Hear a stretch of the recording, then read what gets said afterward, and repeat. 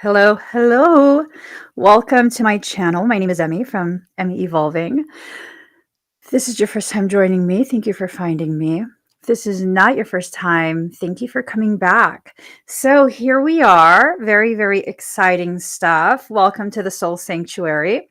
We're going to be talking about really intense things today, okay? Uh, Episode 2, Fighting for You.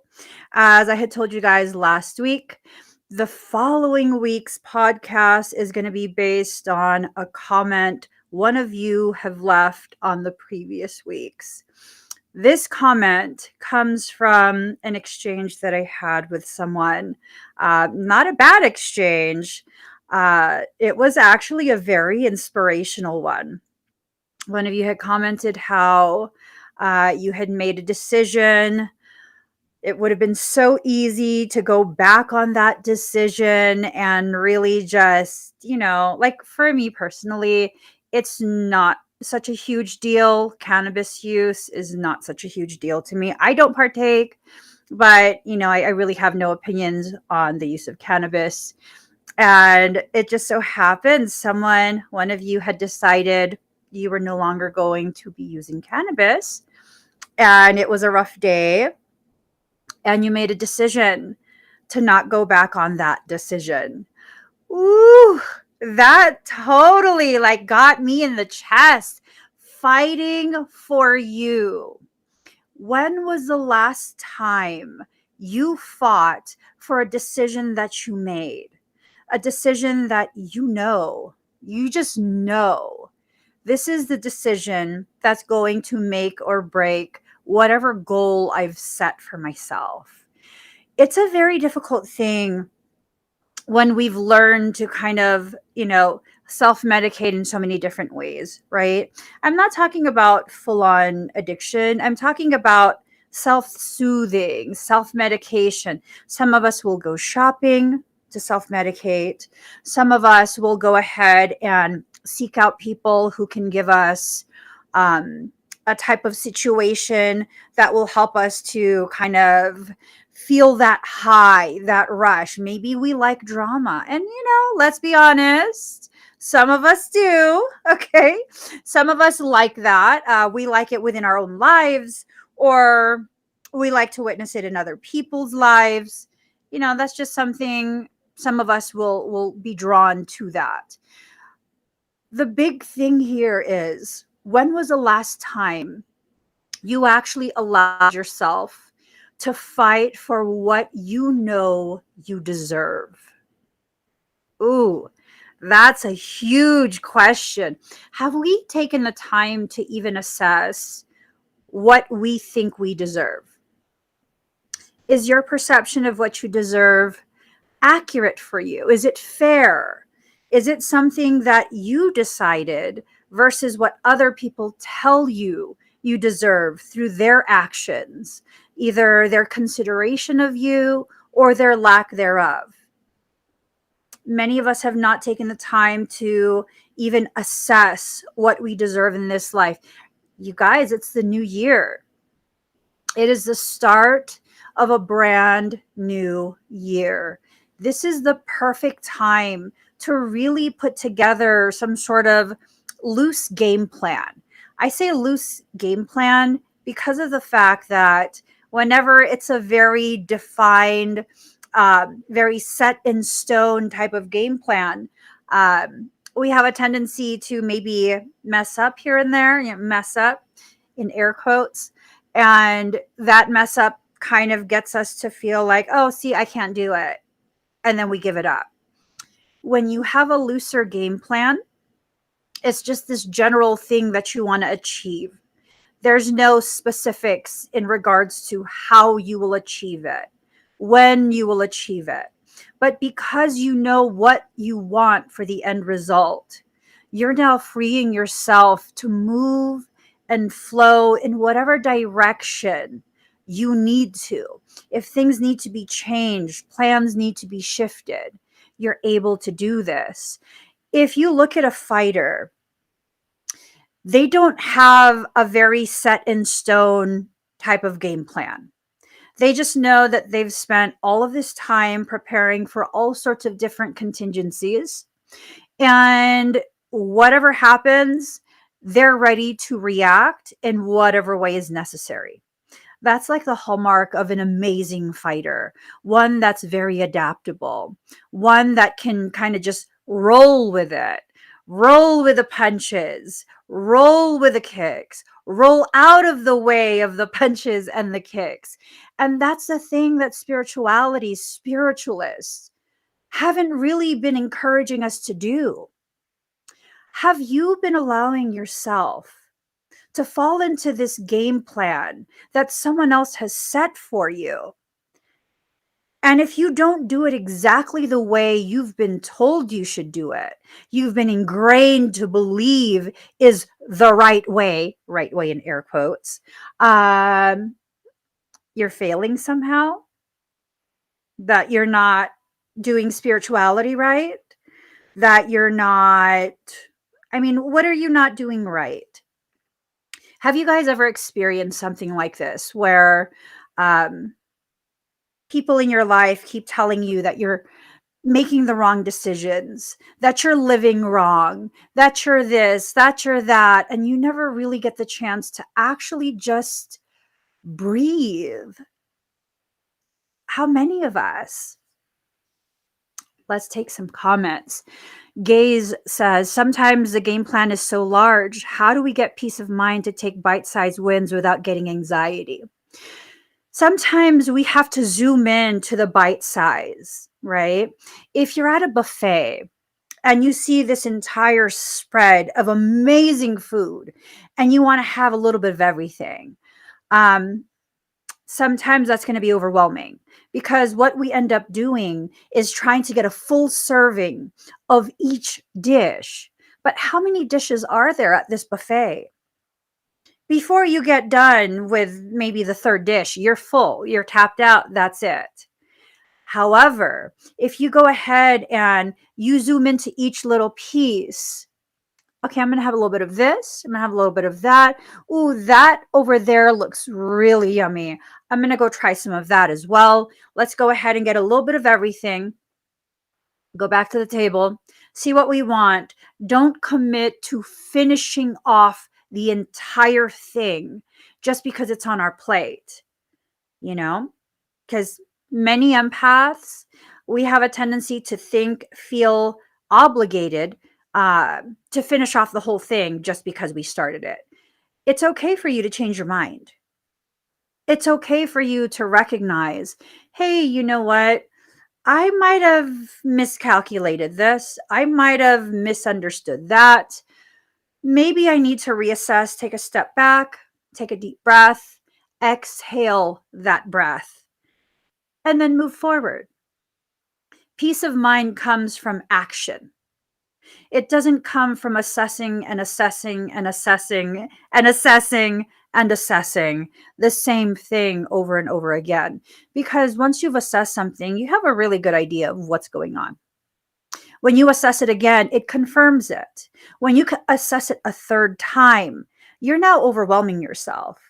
You're now in the process, this unrecognized process of convincing yourself that this is too much and you can't handle it. And how could you ever possibly finish? How could you when you're using up all your energy on the assessment and reassessment of something you're already aware of?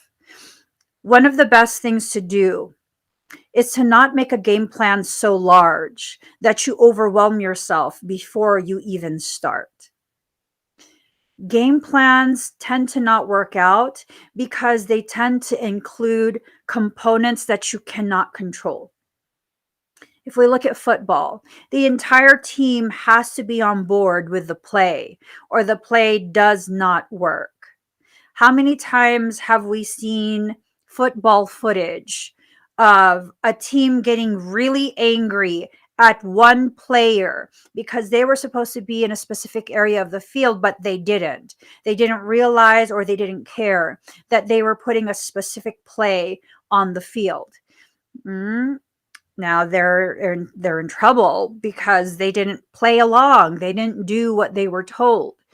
How many times how many times have you been able to count on people to do exactly as you told them to do when you told them to do it? I mean, including your children. Kids don't listen. They don't. They're little people. So, they tend to have their own thoughts, just like adults. And just because they're a lot smaller than you doesn't mean they don't have sovereign free will, just like you. If your game plan involves other people, that's going to be much harder to accomplish. You're going to have to fight more with forcing compliance than allowing that energy that you would have been putting into the fight to reach your goal. So we have to make sure our game plan is not so large.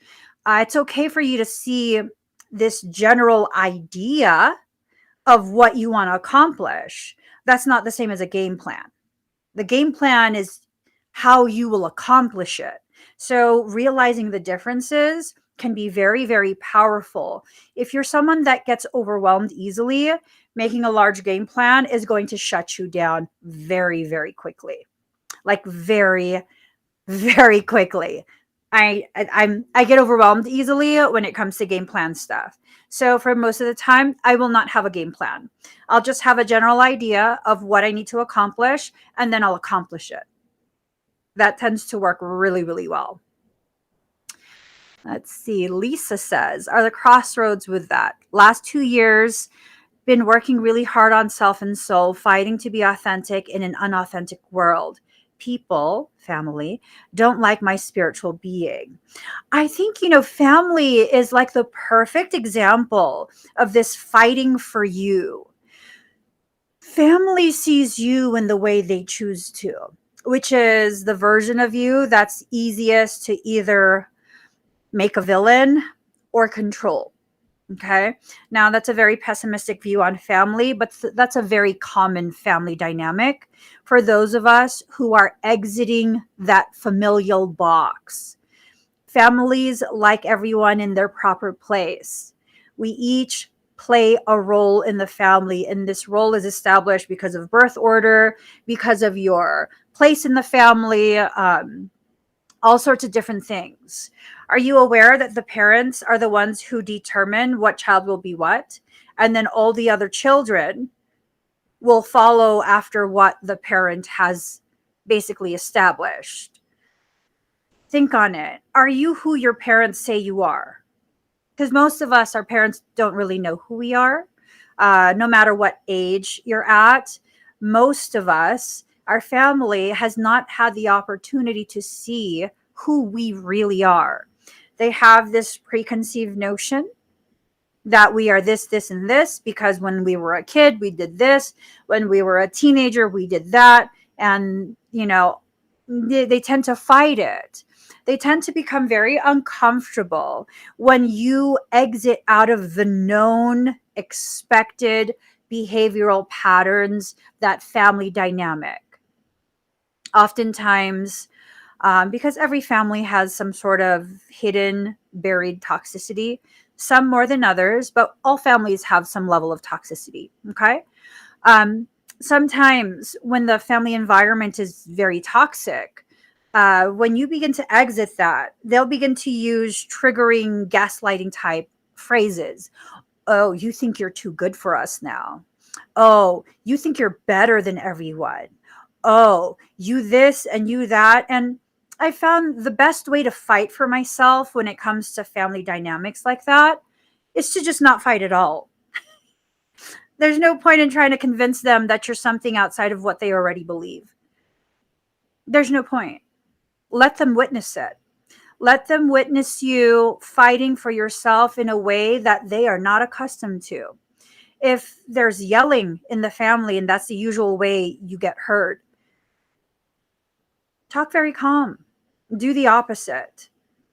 If it involves like acts of aggression, whether speaking to you aggressively, getting physically aggressive, threats, no, I'm not participating in that. You can do that toxicity all by yourself. I mean, some of the most powerful ways to fight yourself is not a traditional form of fighting. It involves no yelling. It involves no threats. It involves nothing but the declaration of what is and what will be if they choose specific options. I was once faced with a family member who threatened to get physically violent with me in front of my children. What did I do?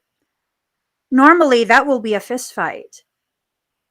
But because I had really taken the time to get to know myself, not what my family told me I am, but who I know myself to be now, I didn't take that bait. I didn't. They were waiting for me to show physical aggression so they could begin that. I made a simple statement. You do one thing to me, I will press charges. You will go to jail, and then I will sue you for damages for me and my children. I'm not playing this with you.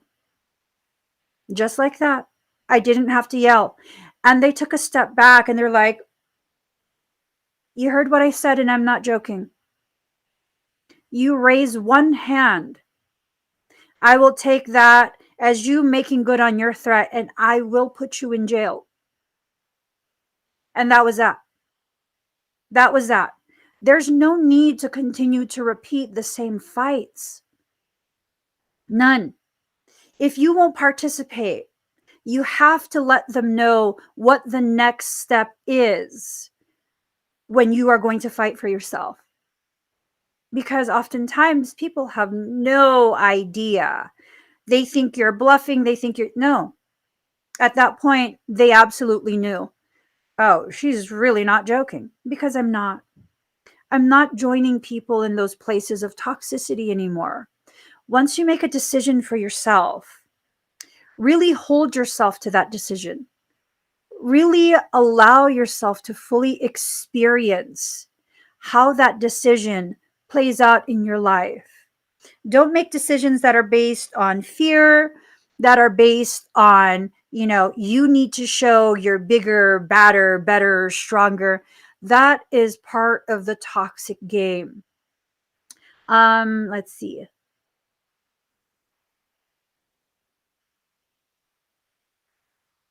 Yes. When it's said and done right then and now, no game plan.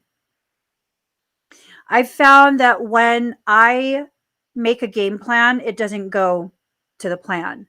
When I just make a decision to be very malleable and be very adaptable to whatever life presents me, um, I'm free to decide what is most appropriate for me at that time. What is most appropriate for me, however I react, however I respond. Many of us are so very controlled, not just by our environment, but by ourselves. We control ourselves tremendously, consistently questioning, consistently restricting. And I've realized, like, when I have this snap back at someone, it's appropriate at that time. Yes, later on, I'll probably beat myself up about it, but that's fine. Part of my process at this point, part of my goal is to find my voice, to speak up for myself, to use that voice that I've found to speak up for myself. And no, I don't just do that to anybody. So when I finally speak up, it's necessary. It wasn't part of my plan. It wasn't something I wanted. It was something that I needed to do. When you have no game plan, when it's said right there and it's done right there, right now, you're in a place of power. It's a power that you don't recognize yet. But when you allow yourself to trust yourself more, you'll begin to see event after event after event, just by speaking up, just by choosing to walk away, just by choosing to walk away when the other person wants you to stay. That's power. Being able to choose for yourself. That's a powerful type of fighting. They don't know what to do. When you don't give the response that they're waiting for, the type of triggering they're doing is trying to get that specific type of response from you, they don't know what to do. They just don't know what to do. And now you're in a position of power, power over yourself, not over other people's lives and their reaction to you. And maybe that's a major thing that we have to take into consideration. Is your goal or game plan based on you being able to dominate or convince others to join you or agree with you? That's a very difficult game plan. That one is pretty much a guarantee, a recipe for a sense of failure. Did you fail? No. You were redirected. You learned a lesson of redirection from your soul. Okay? Let's look at this. If I'm overwhelmed, I shut down and end up taking no action, then attack myself, but I'm recognizing this and now adjusting accordingly. That's a beautiful place to be, Catherine. If you allow yourself to recognize what your process is and then make the adjustments after the recognition, you're not just attacking yourself. Your concept of attacking yourself after the fact, that's recognition of old patterns, these programs that were instilled into you from childhood. You were taught not to speak up for yourself. Now you're learning how to speak up for yourself. The attacking the self is part of that learning process. Okay? These conversations that we have with ourselves that are very harsh, sometimes they need to be had. Sometimes they need to be had just so we can realize, recognize that we're having them. Okay? We don't always have to do this healing and empowerment process in the way people tell us to do. Sometimes it involves being waist deep in our own toxicity, right? Sometimes. So, when you're waist deep in your toxicity, it's good to recognize that and then pull yourself out of it. Pulling yourself out of that, that's a challenge. It can be a challenge because sometimes that toxicity is thick. Sometimes that toxicity becomes like quicksand, where it's not just thick, it's also pulling you down into it. You have to recognize that there's sometimes a need to first become aware of exactly how deep it is, how thick it is, how much effort you're going to use to get out of it. Okay. That's usually the case, Queen of Hearts. Family stays fixed in their perception of others. It's a very, very common thing. It's a very common struggle. But here's the beautiful thing. Sometimes when you're the one that recognizes this, it means you're the one that's tasked to exit it so that other family members can see there's actually a way out, can see that things can be different. I just went through this with my family as well. It's taken maybe 3 years at this point since I came back and reintegrated myself into my family dynamic. And, again, family dynamics tend to be well established by the time you're an adult.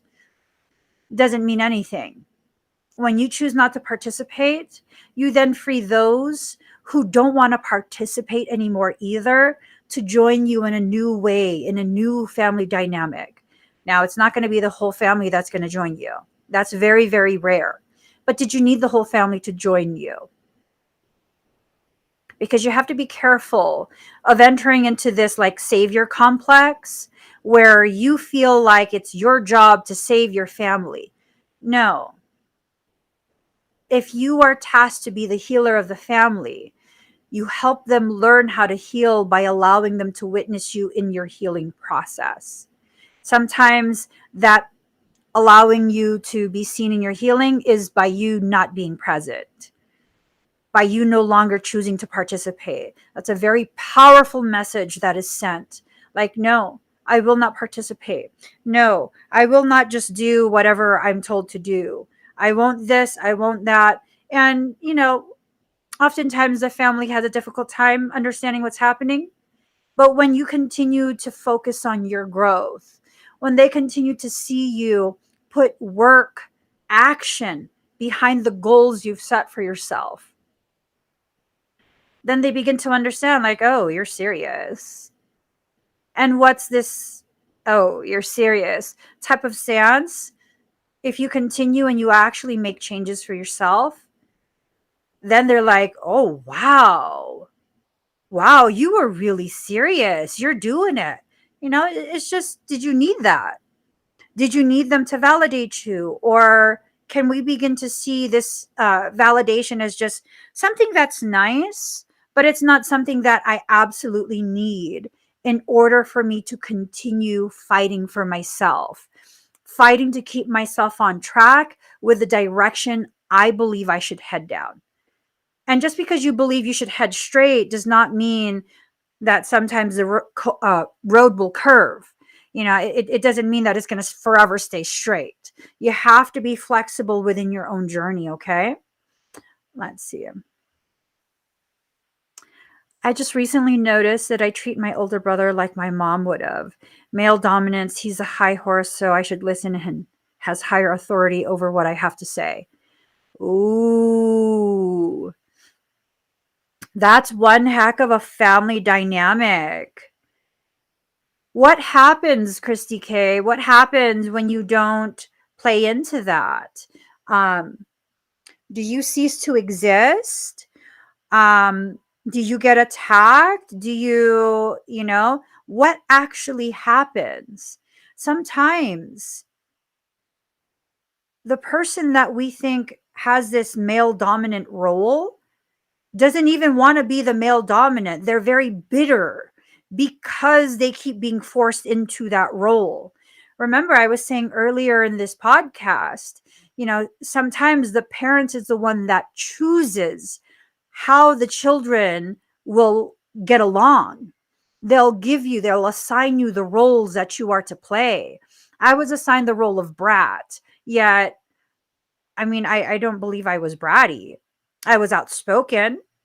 I was volatile when you was hurtful and harmful to me, but was I bratty? I never asked for anything because I kept being told I was bratty. I never asked for anything.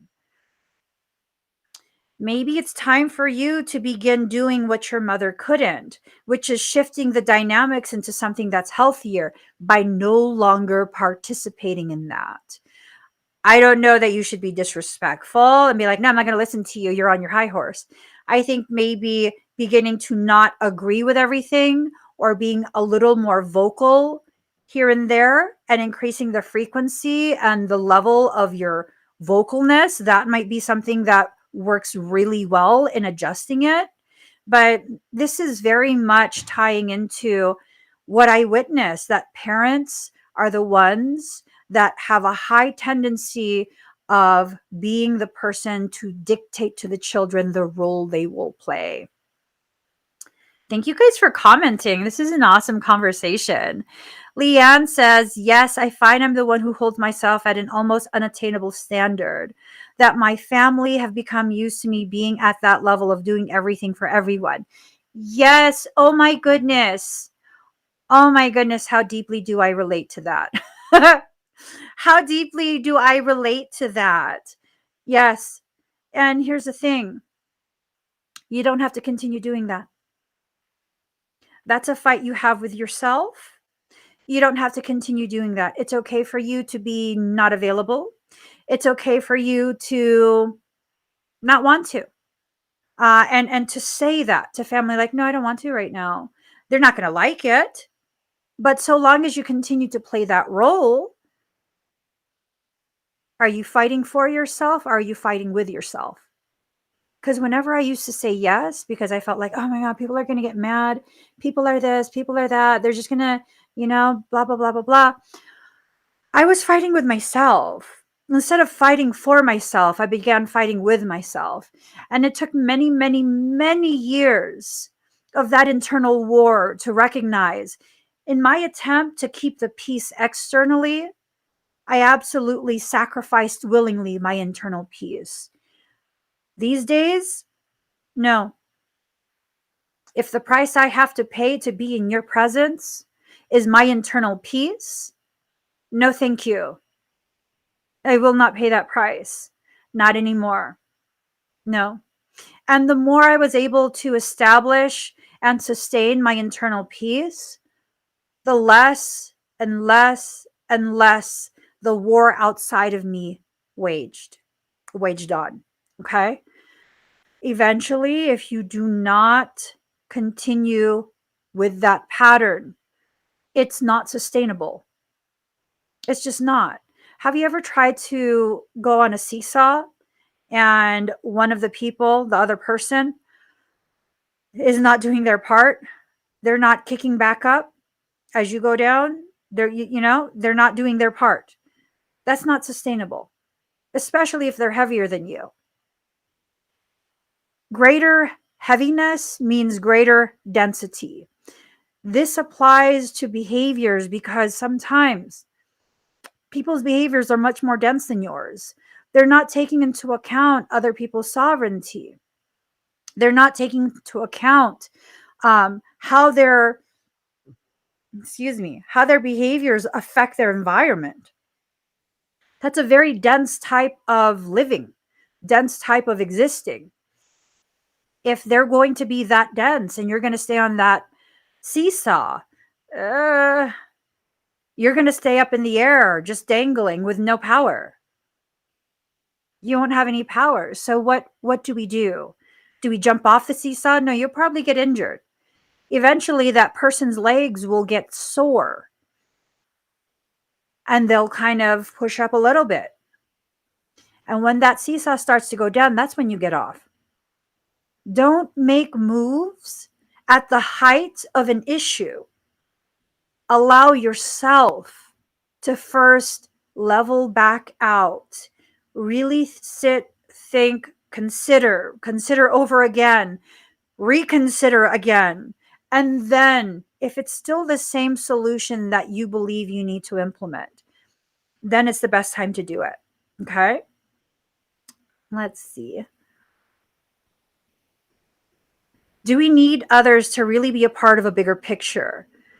Can we be successful without others? I mean, this community is the only authentic place other than my self-healing, which what's going on right now. All right. So, Kavi, do we really need others to be a part of a bigger picture so that we can be successful?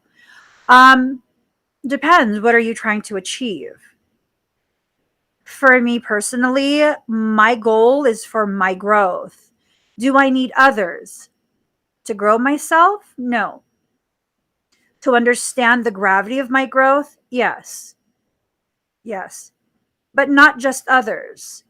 It has to be a specific type of group, one that can value, one that first can understand, and then secondly, and just as importantly, value the process that I'm in. You guys see the value of what I go through and how I process it and the end result of that processing. Now, if I were to immerse myself in an environment that first is incapable of accepting anyone, tolerating anyone that doesn't behave within the standardized norms of that environment, is there a need for people like that to be in my bigger picture? No.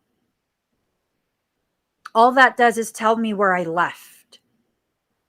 Now, unless I need a reminder of what I left, for me personally, there's no value for my goal by being in that type of environment. It's all about recognizing there's different environments. And when you're in the appropriate environment for the goal you've set for yourself, it becomes less of fighting for yourself and more of recognizing when you're fighting with yourself, against yourself. Because there's been many times where I've been in this beautiful environment that we've created together, and I find myself fighting with myself, fighting against myself, because I don't want other people to witness the difficult lessons I'm currently in. And as you guys have witnessed, if you've spent any sort of time with me on my live streams, you have witnessed this process time and time again. It's been powerful, not just for me, but for anyone else who's ready, willing, and able to move forward right along with me, right beside me. It's a powerful thing, community, if it's a real community.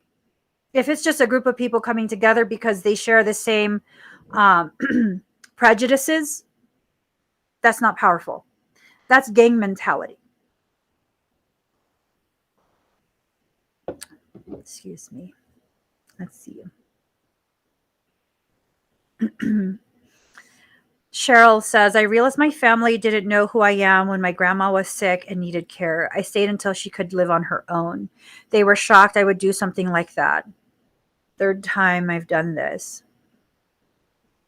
Yeah. I was talking to my husband the other day about how it's such a beautifully empowering and healing thing to hear one of my siblings finally acknowledge the person that I actually am, not the person that toxic mindsets have chosen to believe I am.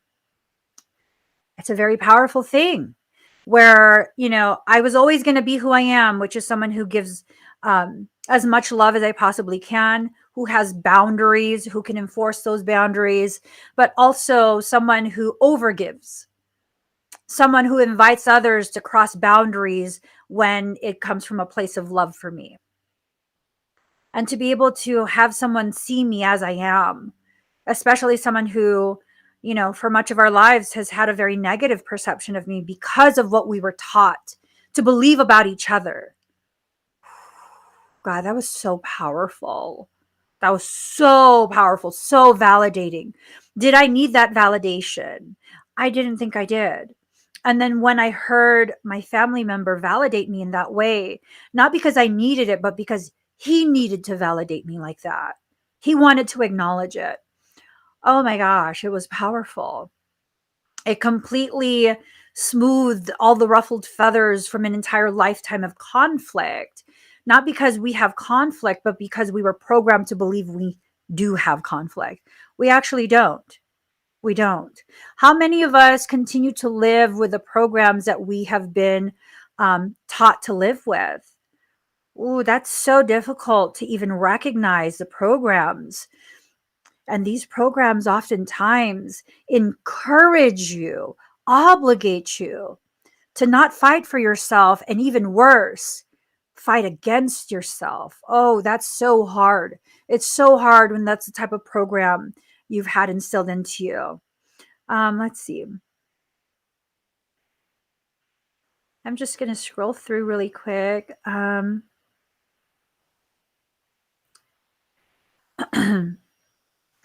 So Tanya says, I'm second oldest, 10, now 7. I felt I was never acknowledged because the oldest was in the mother role and I was just the one considered. No filter. I feel like the black sheep. It's been said those of us who are the black sheep of our families are the ones who will show our families how to heal.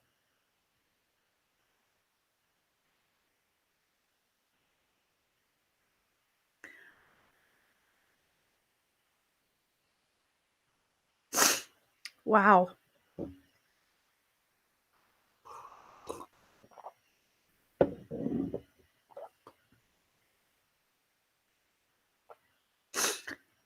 Oh, wow.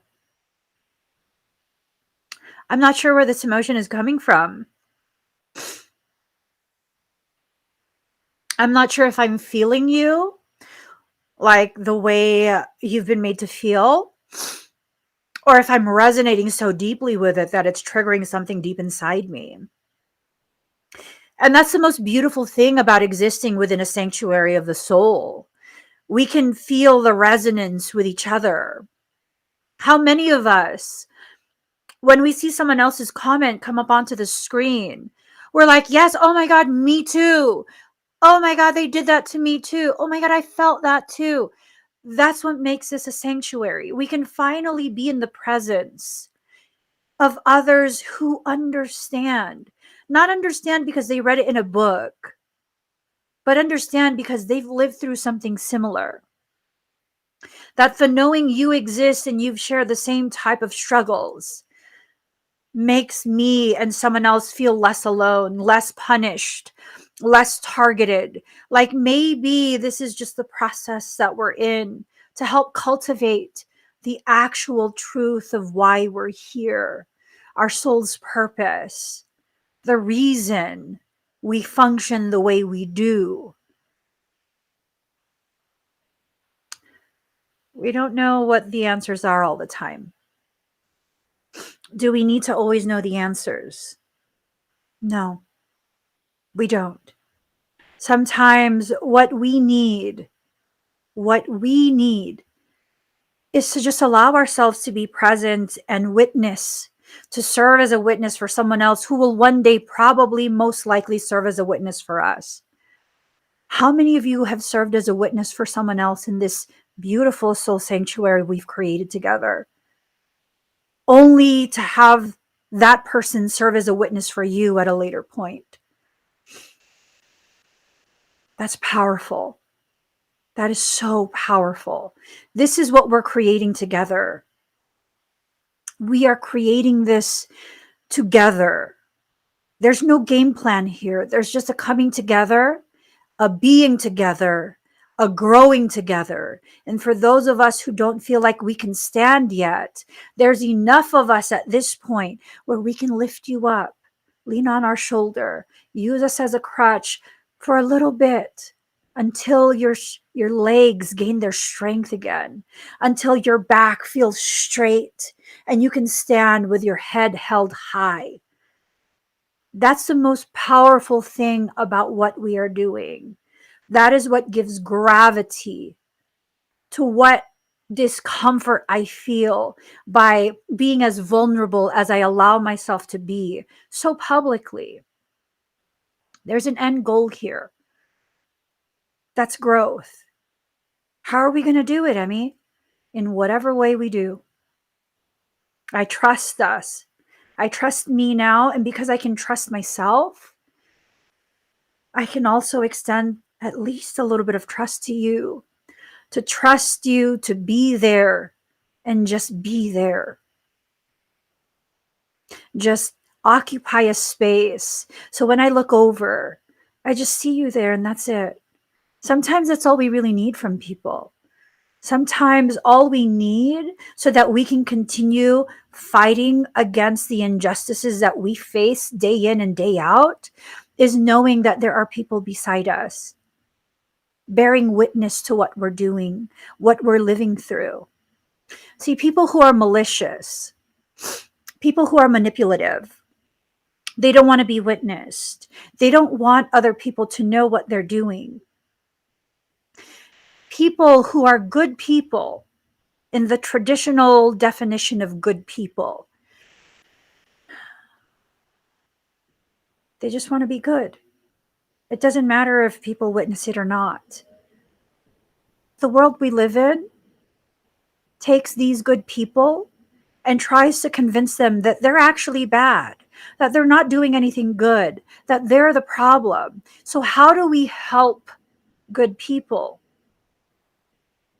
By being a witness to what they live through. Not necessarily by taking on their fight, but by witnessing it. By being able to say, no, you didn't do anything wrong. I saw everything the way it went down. No, you didn't start that. You didn't do anything wrong. You didn't. You were just speaking up for yourself. That's powerful. When we can learn to sit as a neutral observer of the environments that we're in, we then become empowered to join goodness in the fight to neutralize toxicity. It's never a goal to destroy someone. That creates more wounds. And as one of my youngest children said the other day, can you fix trauma by creating more trauma? No, we can't. We cannot. The way we fix trauma is by recognizing what the trauma is and addressing it, neutralizing it, cutting off the access of those who continue to inject more trauma, right? So I want to ask a question. What is your goal for this year? Do you have a goal? Have you set some sort of game plan up and you're going to do ABC by XYZ and nothing's going to stop you? And what have you done to begin that goal, to begin achieving that goal?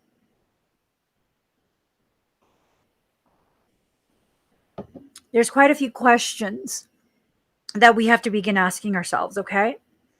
First, the question is of what's your goal, right? What's your goal? What's your resolution for this year? Secondly, what actions need to be taken when you're doing this? When you're trying to achieve this, what do you need to do? And the order of importance. Take, for example, getting healthier. This time of year is when many of us make it a goal to lose weight. Okay, so that's a goal, losing weight. Why is that your goal? For aesthetics? For health? Is it because there's an existing medical condition? The reason for the goal is going to help determine how you will achieve that goal. If you're trying to lose weight because there's a medical condition, okay, well, then you're going to have to do this in a healthy way, right? You're going to have to choose a healthier diet. You're going to have to choose a healthier exercise plan. If your goal is to simply lose weight, to be skinny, to fit into this outfit, and there's so many unhealthy ways to do it. There's endless amount of unhealthy options. You could starve yourself, which I don't recommend. When you starve yourself, you trick your body into believing there's a famine. So although you'll lose weight, which is all muscle mass, the moment you start eating, everything will be converted into fat. It will be stored. You'll gain way more than you could ever lose. That's what happens. You could do all sorts of different things, really bad things. You'll look skinny, but you'll also be unhealthy.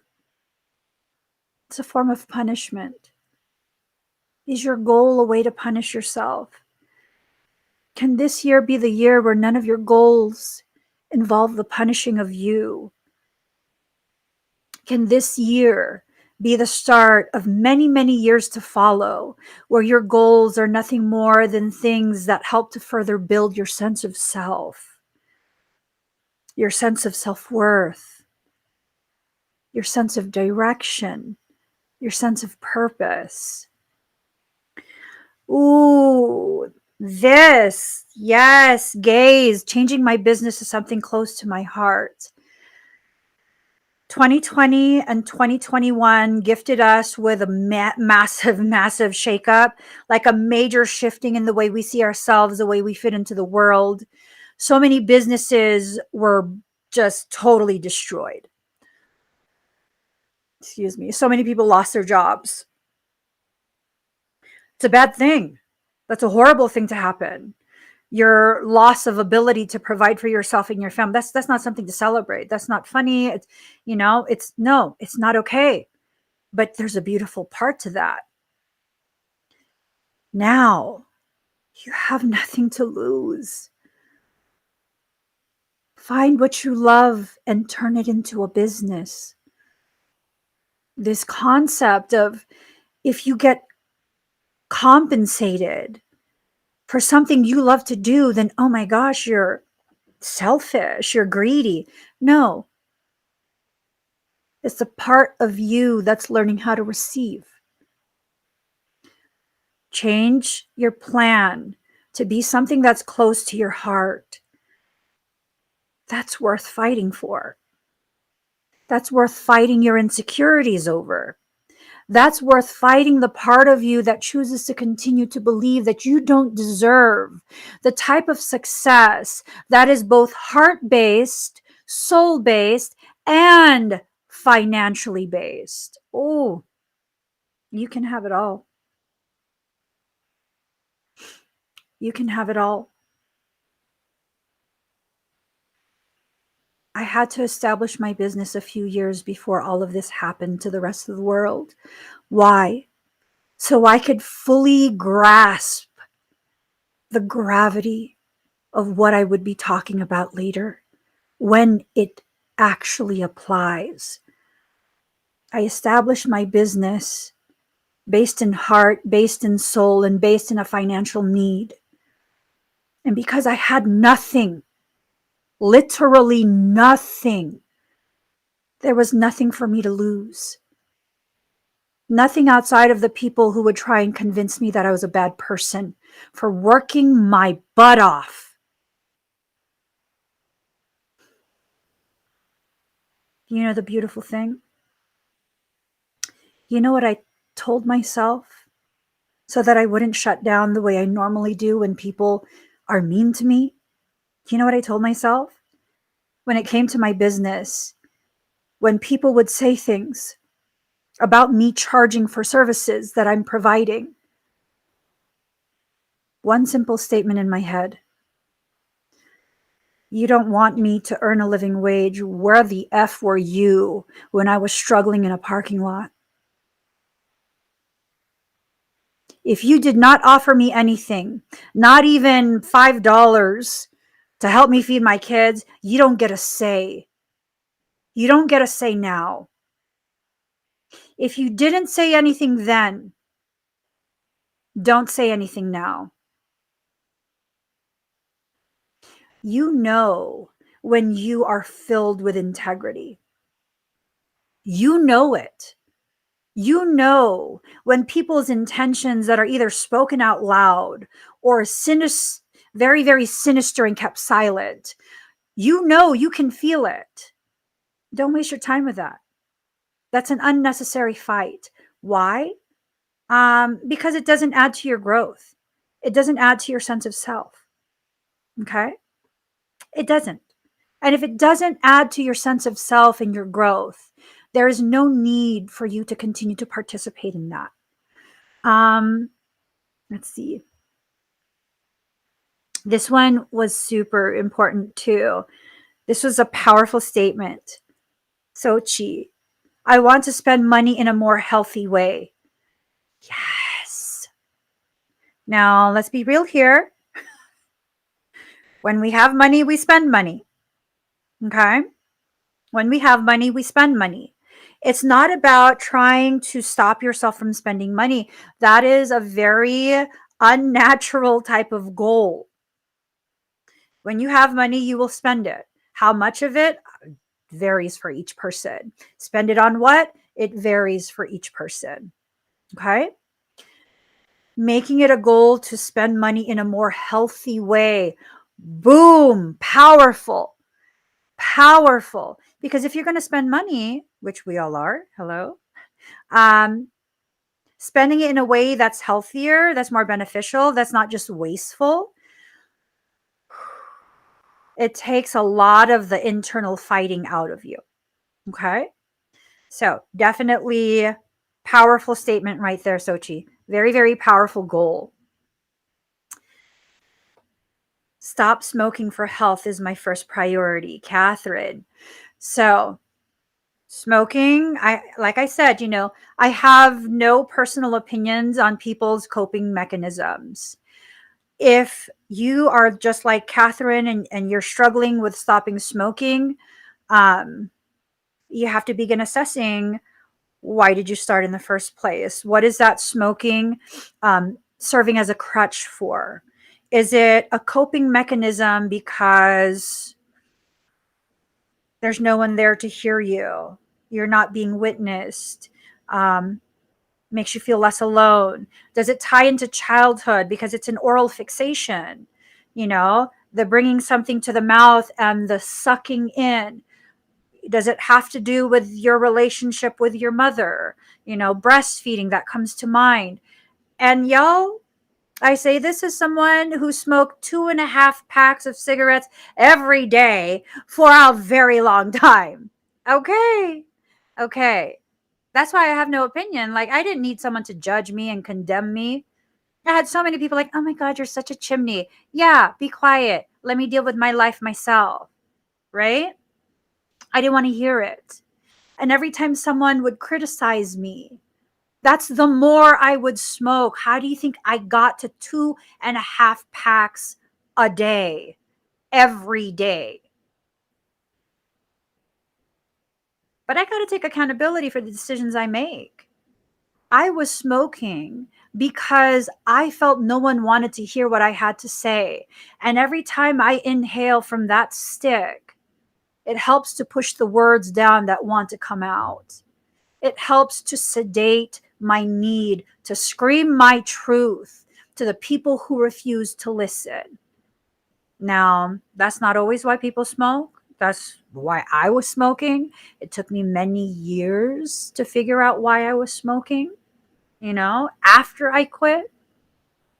But recognizing the root causations will make you that much more successful in achieving that goal.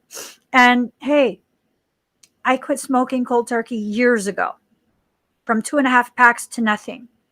And I stopped smoking for maybe like a year, like nothing at all. And then I went through a stressful period again, and I tried to have another cigarette, and oh my God, the respiratory infection that set into place with one cigarette. Yeah, that told me, my body let me know, like, no, we've already exited that toxicity. We're not going back. And I'm thankful. I'm thankful that my body let me know. And I'm thankful for myself that I listened to my body. Listen to your body.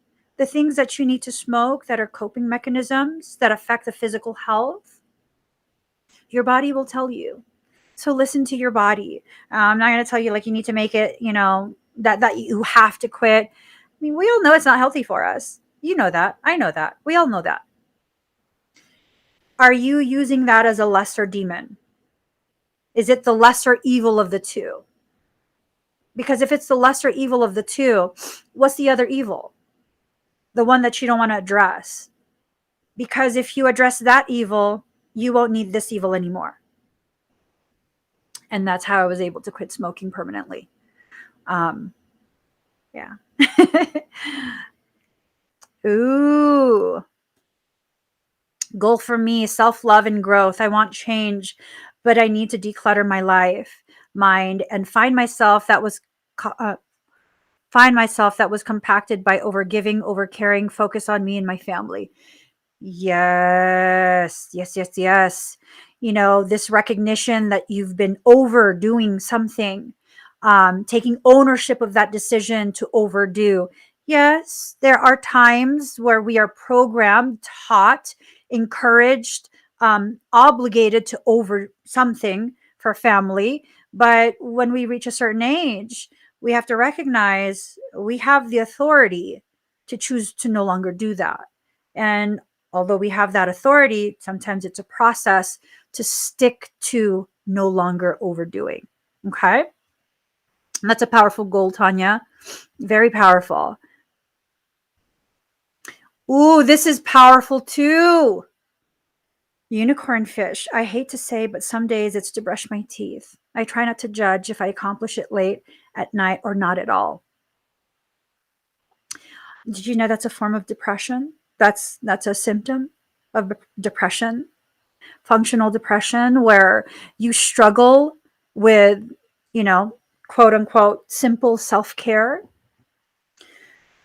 Have you tried to recognize what's made you so sad and has been difficult to acknowledge? Because the more depressed I get, and I'll continue to function because I don't have any other option. That's what I tell myself. The more depressed I get, the less I'll brush my hair, all the self-care stuff. It will lessen and lessen and lessen until one day I wake up and I'm like, why do I look like this? Why do I look like this? Oh my goodness. I have to share this. I was looking at some of my videos to try and extract video clips to upload onto social media. And I didn't want to use them. I got really upset. And I was like, I look horrible. And this person was like, I was talking to someone who was at the time helping me with a project. And they're like, no, you look fine all the time. Stop it. There's nothing ugly about you. And I'm like, no, I'm not talking aesthetics. Like, I really don't care if people think I'm pretty or ugly. I'm seeing this and it's hurting my heart because I see this and I see I haven't been taking care of myself. I have bags under my eyes and under my eyes is dark. I look unhealthy. I look unhappy and unhealthy. And when did I go back to this? When did I go back to this place of like, it's fine. It's fine. No, I don't need to brush my hair. Oh, I'll put it in a ponytail. No, it's fine. It's fine. It's not fine. It's not fine, not because of the aesthetics of it, but because I deserve to receive from me the type of love and care that I so freely give to other people. And, again, it's not about judging yourself, condemning yourself. It's about recognizing, girl, we deserve to feel fresh. We deserve to feel good. Let's do something. Let's force ourselves out of bed. Let's brush our hair. Let's put a little bit of conditioner in our hair. Things like that. This is huge, though, unicorn fish, because people think that it's just like, oh, I'm just being lazy. No, you're being overwhelmed by emotions that you can't even acknowledge right now. It's too much. It's too potent. It hurts. And so, that's one of the things we have to begin recognizing these things. They seem like small things, but the small things are usually indicative of the much larger, more better hidden type things. Okay. So we're going to be wrapping it up in a few minutes. Let's see. Yeah. See there. Yes, I do. So much judgment and control around me. I think I'm processing this in negative control over self. It does make sense. It does make sense. A portion of my teenage years, I was anorexic, but I wouldn't allow myself to lose too much weight that it would become painfully obvious to other people. It's a form of control. I had no control over my environment. It was a very chaotic, tumultuous type of family home life. And the only thing that I could control was my body. And so I punished myself by not eating. But I never told anyone because, I mean, heaven forbid someone in my environment know that I'm struggling in this way. So I completely understand. I completely understand. And many of us do these things to ourselves as a way to exhibit some type of control that is tangible. You know what I mean? That's tangible to us. It's like when someone copes by, like, self mutilation. That hurts my heart a lot, but it's this pain that we feel that we don't have a tangible reason to feel. And so we'll do something to our body to feel that pain so that we can connect the emotion with something tangible. That's an extreme case, but many empaths do this. Are you aware that the more empathic you are, the more that indicates the gravity, severity of the type of either, abuse. I'm not allowed to say that word on this channel, or neglect, betrayal, all of these difficult things that we experience, all the fears and traumas we endured as children. That's why you're an empath. It's not a superpower. It's a survival skill. And uh, there's this reality that, many of the empaths end up developing access to their higher sensory perceptions, these gifts, because of such a difficult start in life. And that's why you selected that family. As a soul, you select the family, the parents, the siblings, all of that. You select that because of the experiences only they could provide you. And sometimes those experiences have more to do with the types of traumas that you can experience at their hands in that environment, because you need to be able to develop the skills that will give you access to the greater gifts that you will use to serve humanity. It's a very complex simplicity that we live within. It's a very simple complexity. And whatever way you want to see it, you're needed here. Even if you're just quietly holding space, even if you never comment, your presence is felt. You hold a space within my heart, within this sanctuary. Even if you've never commented, one day you'll find the courage to allow us to witness you just as beautifully as you allow yourself to witness us. This is a beautiful place to be. It's a sign of where humanity is headed. And it's headed there not because we're being forced. It's because one by one we are choosing to stand up and walk out of the systems that have kept us enslaved. Is it really slavery if you choose to participate? Use your energy and your power for things that grow you, for the goals that will get you closer to whatever your purpose is. Whether you understand what that is or not, it's irrelevant. Your purpose lives within you from the time you were born, and you will spend your entire life going through things, shedding parts of you, recognizing parts of you that will better help you to serve the purpose you came into this life to serve. It's not something you have to try to do. It's something you have to accept you're already and have already been in the process of your entire life. You're perfectly where you're at. You don't belong anywhere else at any other time. You are perfectly where you're at. So thank you for being here with me. Next week, I'm going to be launching the Patreon portion of this podcast. There are several tiers to choose from in regards to membership.